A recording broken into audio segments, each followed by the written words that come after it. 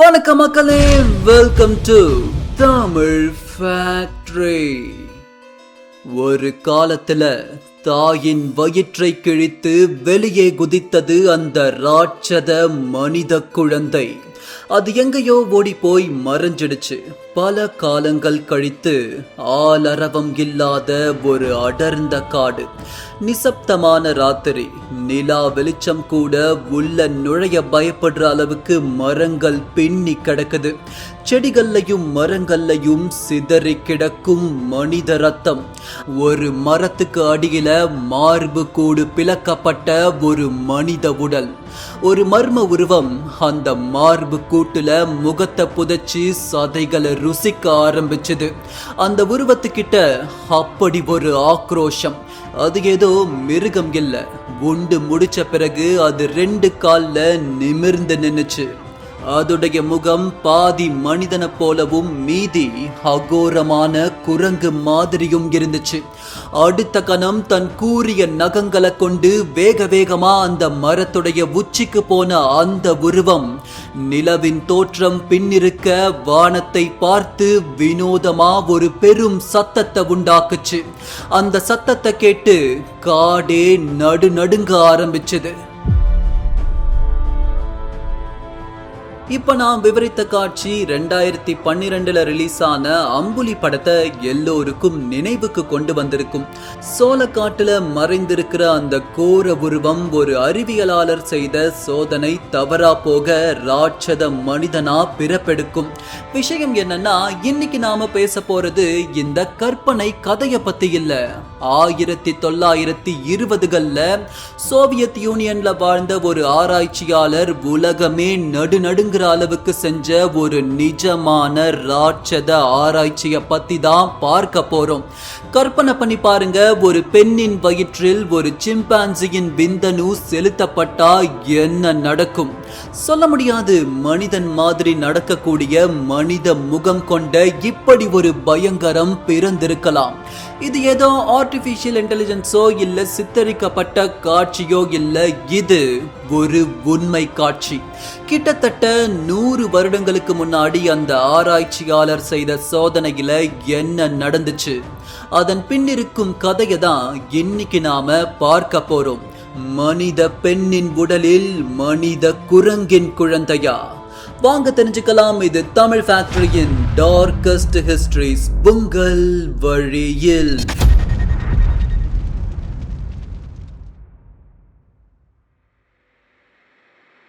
மனிதன் அறிவியல் ரீதியா வளர்ந்து வர வர உயிரியல் ஆய்வுகள்ல அவன் பல விஷயங்களை கண்டுபிடிச்சான்.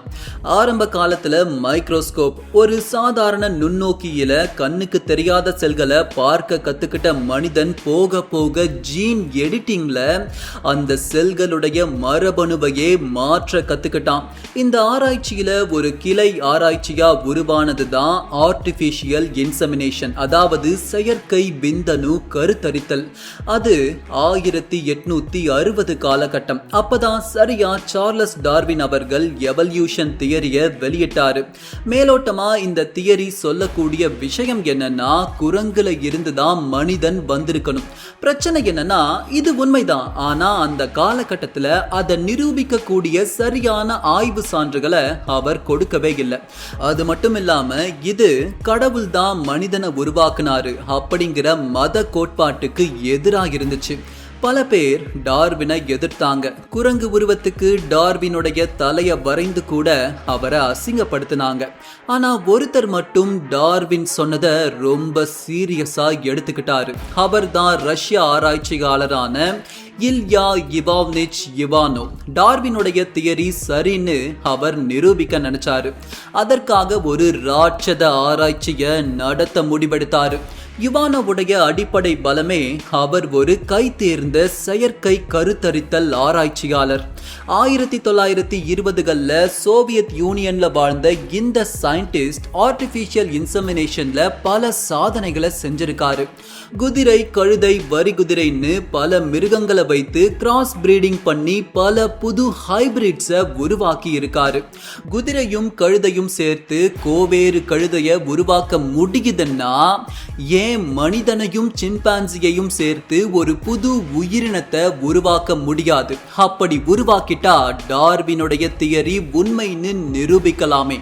இந்த ஒரு கேள்விதான் அந்த கொடூரமான ஆராய்ச்சி ஆரம்பிக்க அடித்தளமா இருந்துச்சு. இங்க பெரிய ட்விஸ்ட் என்னன்னா, டார்வின் குரங்குல இருந்து மனிதன் வந்தான்னு சொல்லவே இல்லை. மனிதனுக்கும் சிம்பான்சிக்கும் குரங்குல இருந்து பரிணமித்து வந்த வால் இல்லாத ஒரு பொதுவான மூதாதையர் கட்டாயம் இருக்கணும்னு தான் அவர் சொன்னாரு. ஆனா யுவானோ இத தப்பா புரிஞ்சுக்கிட்டாரு. அந்த பொதுவான மூதாதையர் யாருன்னு கண்டுபிடிக்கிறத விட்டுட்டு மனிதனுக்கும் இப்ப வாழக்கூடிய சிம்பான்சிக்கும் ஒரு கலப்பினத்தை உருவாக்க முடிவெடுத்தாரு. இது வெற்றிகரமா நடந்தா டார்வின் சொன்னது சரின்னு இந்த உலகமே ஏத்துக்கும்னு அவர் நினைச்சாரு. இதுக்காக முதல்ல அவர் எடுத்துக்கிட்ட ஆராய்ச்சி மனித விந்தணுவை பெண் சிம்பான்சிகளுடைய கருமுட்டைக்குள்ள செலுத்தி கருத்தரிக்க வைப்பது. இங்க சிம்பான்சியை ஏன் இவர் எடுத்துக்கிட்டாருன்னா, மனித மரபணுவோட சிம்பான்சி மரபணு தான் 97% ஒத்து போகும்.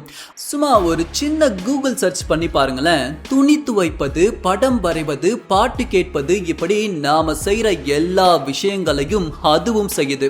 அதுக்கும் நமக்கும் உருவத்திலையும் பேசுறதுலையும் மட்டும்தான் வித்தியாசமே இருக்கு. இப்படி லிட்ரலி சொல்ல போனா ஒரு பிசாசுத்தனமான ஆராய்ச்சியை இவானோ இயற்கையின் விதிகளை மீறி செய்ய ஆரம்பிக்கிறாரு. Human and chimpanzee combining humanity. இவருடைய ஆராய்ச்சி ஒரு பக்கம் இருக்கட்டும். இப்போ இந்த காட்சியை பாருங்க. சடனா பார்க்கும்போது இந்த காட்சியில நடந்து வருவது மனிதனா இல்ல ஒரு மனித குரங்கான்னு நம்ம கண்களுக்கே சந்தேகம் வருது. அதுவும் கடைசியா நிக்கிற போஸ் அது சத்தியமா ஒரு மனித குரங்கா இருக்காதுன்னு நமக்கு தோணும். அது மட்டும் இல்லாம இதோடைய முக தோற்றம் பார்க்க பாதி பரிணாமம் அடைந்த மனித முகம் போல இருக்கு. இது சித்தரிக்கப்பட்ட காட்சி இல்ல. 1970களில் உண்மையிலேயே இப்படி ஒரு உயிரினம் வாழ்ந்திருக்கு. இவானோ தன்னுடைய ஆராய்ச்சிகளை 1920களில் தொடங்கினாரு. அதுல இருந்து 40 வருடங்கள் கழித்து 1960ஸ்ல ஆப்பிரிக்கன் காடுகள்ல இப்படி ஒரு சிம்பான்சி கிடைக்குது. இத அமெரிக்காவை சேர்ந்த பிராங்க் அண்ட் ஜெனட் அப்படிங்கிற தம்பதியினர் வளர்க்க ஆரம்பிச்சாங்க. இது வளர வளரதான் மனிதர்கள் மாதிரியே வினோதமா பல விஷயங்களை செய்யறது அந்த தம்பதிக்கு பெரும் ஆச்சரியமா இருந்துச்சு. குறிப்பா எப்போதுமே சிம்பான்சிஸ் 4 கால்கள்ல தான் நடக்கும். ஏதாச்சும் குறிப்பிட்ட நேரத்துல குறிப்பிட்ட தேவைக்காக மட்டும்தான் சிம்பான்சிஸ் தன்னுடைய 2 கால்கள்ல நடக்கும். ஆனா இந்த ஆலிவர் அப்படிங்கிற இந்த சிம்பான்சி எப்போதுமே 2 கால்கள்ல நடப்பதை தான் வழக்கமா வச்சிருந்திருக்கு. அது மட்டும் இல்லாம சிம்பான்சிஸ் உடைய இடுப்பு எலும்புகள் சற்றே வளைந்திருக்கும். இதுக்கான காரணம் அது 4 கால்கள்ல தான் பல நூற்றாண்டுகளா நடந்து பரிணாமம் அடைந்திருக்கு. ஆனா இந்த ஆலிவருடைய இடுப்பு எலும்பு நேரா மனிதர்களுக்கு இருக்கிற மாதிரியே இருக்கு. அதனாலதான் இதால நிமிர்ந்து நடை போட முடியுது. இதெல்லாத்தையும் தாண்டி ஒரு உச்சபட்ச சம்பவத்தை அந்த தம்பதிகள் எதிர்கொண்டாங்க. மனிதர்கள் மாதிரியே செய்து வந்த இந்த ஆலிவர் கொஞ்சம் வளர்ந்து பருவமடையும் வயதுல தன்னை வளர்த்த ஜானட் கிட்டயே ஒரு மாதிரி தவறான அணுகுமுறையோட நடந்திருக்கு. இதனால பயந்து போன அந்த தம்பதிகள் வேறு ஒருத்தர்கிட்ட ஆலிவரை வித்துடுறாங்க. ஒரு சிம்பான்சி இன்னொரு சிம்பான்சியை இணையா நினைப்பது சாதாரணமானது. ஆனா இந்த நிகழ்வோ அசாதாரணமானது. 1970க்கு அப்புறம் இந்த வினோத உயிரினத்தை பத்தி உலகம் முழுக்க தெரிஞ்சதுக்கு பிறகு எல்லோருக்கும் மனசுல எழும்பிய முதல் கேள்வி, இது ஏன் மனிதனுக்கும் சிம்பான்சிக்கும் இடையே கிராஸ் பிரீடா பிறந்திருக்க கூடாது? இத அந்த காலத்துல சோதனை செய்யவும் மனிதன் தவறவே இல்லை. ஒரு ஜாப்பனீஸ் டிவி ஷோ இந்த சிம்பான்சியை கூட்டிட்டு போய் லேப் டெஸ்ட் பண்ணாங்க. அதுல உலகமே அதிரும் ஒரு ஆய்வு முடிவை அவங்க வெளியிட்டாங்க. பொதுவா மனிதனுக்கு அவனுடைய உடல்ல 46 குரோமோசோம்கள் இருக்கும். இதே ஒரு சாதாரண சிம்பான்சிக்கோ 48 குரோமோசோம்கள் இருக்கும். ஆனா இந்த ஆலிவருக்கு 2க்கும் இடையில 47 குரோமோசோம்கள் இருக்குன்னு ஒரு பகீர் தகவலை அவங்க வெளியிட்டாங்க. பூம், உலகமே ஸ்தம்பித்து போச்சு. எல்லோரும் இதுதான் ஹியூமன்ஸி, இது ஒரு கலப்பினம் அப்படின்னு ஆழமா நம்ப ஆரம்பிச்சாங்க. இது இப்படி இருக்க இப்போ மறுபடியும் நாம இவானோ கிட்ட வருவோம். இவானோ தன்னுடைய ஆராய்ச்சிகளை செய்ய சோவியத் அரசாங்கம் கிட்ட அனுமதி கேட்டாரு. அதிர்ஷ்டவசமா இந்த ஆராய்ச்சிக்கு அவங்க ஒத்துக்கிட்டாங்க. லேப் செட்டப்ல இருந்து தொடங்கி தேவையான அனைத்து பணமும் இவருக்கு கிடைச்சது. 1926 வருடம் இவானோ தன்னுடைய கனவை நினைவாக்க ஆப்பிரிக்காவுக்கு பயணம் பண்ணி போனாரு. அங்க பிரெஞ்சு கினியா அப்படிங்கிற அந்த அடர்ந்த காட்டு பகுதியில ஒரு ரகசிய ஆய்வு கூடத்தை அவர் கட்டி முடிக்கிறாரு. அந்த இடத்துல தான் அவருடைய டார்க் எக்ஸ்பிரிமெண்ட்ஸ் எல்லாம் உலகத்துக்கே தெரியாம திரை மறைவுல நடக்க ஆரம்பிச்சது. ஃபர்ஸ்ட் ஃபேஸா சிம்பான்சிகளுடைய கருப்பையில மனித விந்தணுவை செலுத்துறாரு. ஆனா அது அவ்வளவு சுலபமான வேலை இல்லை. தேர்ந்தெடுக்கப்பட்ட பெண் சிம்பான்சிகளை பிடித்து அவைகளுக்கு மயக்க மருந்து கொடுத்து அவைகளுடைய கருமுட்டையை எக்ஸ்ட்ராக்ட் பண்ணி அதுக்குள்ள உயிரணுவை செலுத்தி மீண்டும் அந்த கருவை குரங்குகளுடைய வயிற்றுல வைக்கணும். இந்த ப்ராசஸ் அவருக்கு பெரும் தோல்வியை தான் கொடுத்துச்சு. அதனால நேச்சுரல் ப்ராசஸ் எப்படி நடக்குமோ அந்த மாதிரியே விந்தணுக்கள் செலுத்தப்படுது. ட்விஸ்ட் என்னன்னா, இவர் எதிர்பார்த்தது நடக்கவே இல்லை. எல்லா சோதனைகளும் தோல்வியில தான் போய் முடிஞ்சது. இப்பதான் இந்த பைத்தியக்கார ஆராய்ச்சியாளர் ஒரு கொடூரமான முடிவை எடுத்தாரு. குரங்குகளை சித்திரவதை செய்தது போதாம இவருடைய இரக்கமே இல்லாத கண்கள் இப்போ மனித பெண்கள் மீது திரும்புது. சிம்பான்சி பெண் தான் கர்ப்பமாகல, அதுக்கு பதிலா மனித பெண் ஏன் கர்ப்பமாக கூடாது அப்படின்னு யோசித்தவர் ஆப்பிரிக்க பழங்குடியின பெண்களை கூப்பிட்டு அவங்களுக்கே தெரியாம அவங்க கருவுக்குள்ள ஒரு ஆண் சிம்பான்சியுடைய விந்தணுவை செலுத்தலாம்னு முடிவெடுக்கிறாரு. அங்க இருந்த மருத்துவமனைக்கு வர்ற பெண்களுக்கு ஏதோ சாதாரண மருத்துவ பரிசோதனை செய்ய போறதா சொல்லி அவங்களுக்கு தெரியாமலேயே சிம்பான்சியுடைய உயிரணுக்களை அவங்க உடம்புக்குள்ள செலுத்துவதுதான் இவருடைய திட்டமா இருந்துச்சு. கடவுள் செயலா இல்ல தற்செயலா தெரியல, இந்த திட்டம் அங்க இருந்த பிரெஞ்சு கவர்னருக்கு தெரிஞ்சு போச்சு. உடனே இவானோவுடைய இந்த திட்டத்தை தடுத்து நிறுத்தி அந்த ஆப்பிரிக்க பெண்களை அவர் காப்பாற்றியதா சொல்லப்படுது. இதுக்கு மேல இங்க இருந்தா இந்த திட்டத்தை செயல்படுத்த முடியாதுன்னு அவர் ரஷ்யாவுக்கே திரும்ப போறாரு. போகும்போது சும்மா போகல, அவரோட நிறைய சிம்பான்சிஸையும் உராங்குட்டான் குரங்குகளையும் கூட்டிட்டு தான் போறாரு. ரஷ்யாவுக்கு போனதுக்கு பின்னாடி 5 ரஷ்ய பெண்களை வாலண்டியர்ஸா தேர்ந்தெடுத்து லேபுக்கு கொண்டு வராரு. அந்த பெண்கள்ல ஒரு பெண்ணுடைய பெயர் வாலண்டியர் ஜி அப்படின்னு மட்டும்தான் இதுவரைக்கும் நமக்கு ரெக்கார்ட்ல கிடைச்சிருக்கு. ஒரு குரங்குடைய விந்தணுவை சுமக்க அந்த 5 பெண்களும் ஒத்துக்கிறாங்க.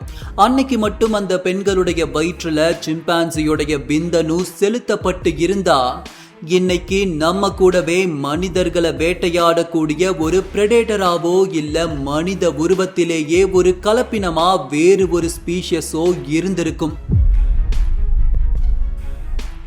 அப்போ அது நடக்கலையான்னு கேட்டீங்கன்னா, ஆமா, இவங்க ஒத்துக்கிட்டாலும் இயற்கை ஒத்துக்கலன்னு தோணுது.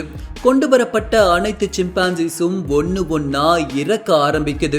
கடைசியா ஒரே ஒரு சிம்பான்சி மட்டும் தான் எஞ்சி இருந்துச்சு. அதோடைய பெயர் டார்சன். இந்த டார்சனும் மூளை காய்ச்சல் ஏற்பட்டு இறந்து போகுது. எப்படியாவது இன்னொரு சிம்பான்சிய ஆப்பிரிக்காவில இருந்து திரும்பவும் எடுத்துட்டு வரணும்னு மும்முரமா அவர் முயற்சி எடுத்தாரு. அதுக்குள்ள ரஷ்யாவில் ஏற்பட்ட அரசியல் மாற்றம் ஸ்டாலினை புது அதிகாரத்துக்கு கொண்டு வந்துச்சு. இப்போ இவானோ மேல இருந்த பார்வை கொஞ்சம் கொஞ்சமா மாற ஆரம்பிச்சது.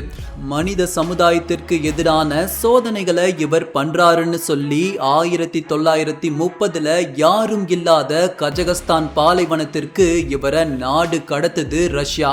அதன் பிறகு 2 வருடங்கள் தான் 1932 மர்மமான முறையில அவர் இறந்து போறாரு. ஏறத்தாழ 100 வருடங்களுக்கு முன்னாடியே இவானோவுடைய இந்த பயங்கரமான ஆராய்ச்சியும் அவரோடவே புதைந்து போகுது. இப்போ இந்த ஆலிவருக்கு வருவோம். நீங்க நல்லா கவனிச்சீங்கன்னா இவானாவுடைய ஆராய்ச்சியும் இந்த ஆலிவரும் நிறைய விடயங்கள்ல ஒத்து போறது உங்களுக்கு தெரியும். பல ஆய்வாளர்கள் கடந்த காலத்தையும் நிகழ்காலத்தையும் ஒப்பிட்டு சில டாட்ஸை கனெக்ட் பண்ணி ஒரு பயங்கரமான விஷயத்த சொல்றாங்க. இவானோ 1925 தான் தன்னுடைய ஆராய்ச்சியை ஆப்பிரிக்காவில் இருந்து நிறுத்துறாரு. அதே நேரம் 1960s இந்த வினோதமான ஆலிவர் கண்டுபிடிக்கப்படுது. இடையில இருக்கிறது 35 வருடங்கள். அவங்க சொல்ற தியரி என்னன்னா, இவானோ ஆப்பிரிக்க பெண்கள் கிட்ட அந்த ஆராய்ச்சியை கட்டாயம் செஞ்சிருக்காரு. அதோடைய அவுட்கம்ல உருவான ஒரு வினோதமான சிம்பான்சி தான் இந்த ஹியூமன்ஸி ஆலிவர். தன்னுடைய ஆராய்ச்சிக்கு எதிர்ப்பு வருதுன்னு தெரிஞ்சு அவர் உருவாக்கிய அந்த மனித சிம்பான்சிய அவர் அரசாங்கத்துக்கு தெரியாம பாதுகாத்திருக்கணும். இங்க அவர் எதிர்பார்க்காம நடந்தது, அவர் நாடு கடத்தப்பட்டது. இந்த ஆலிவர் தான் மனிதர்களுடைய அந்த கோரமான பரிணாமம்னு இந்த தியரிஸ முன்வைக்கிறவங்க வலுவா சொல்றாங்க. லேட்டர் ஆன் சில விஷயங்கள் இந்த கருத்துக்கு எதிராகவும் வந்துச்சு. இந்த ஜப்பானிய டிவி ஷோ 47 குரோமோசோம்கள் ஆலிவருக்கு இருந்துச்சுன்னு சொன்னது ஒரு பொய்யான விடயம்.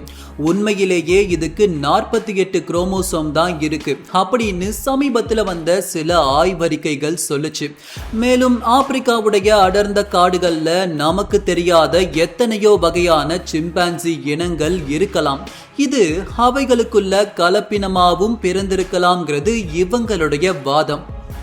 விஷயம் என்னன்னா, ஆலிவரும் இவானோவும் இன்னைக்கு உயிரோட இல்லை. எது எப்படி இருந்தாலும் ஆலிவரும் சரி இவானோவுடைய ஆய்வும் சரி இன்னைக்கு வரைக்கும் ஏதோ வகையில தொடர்பு இருந்தும் அவிழ்க்கப்படாத மர்மமா தான் இருக்கு. சொல்ல முடியாது.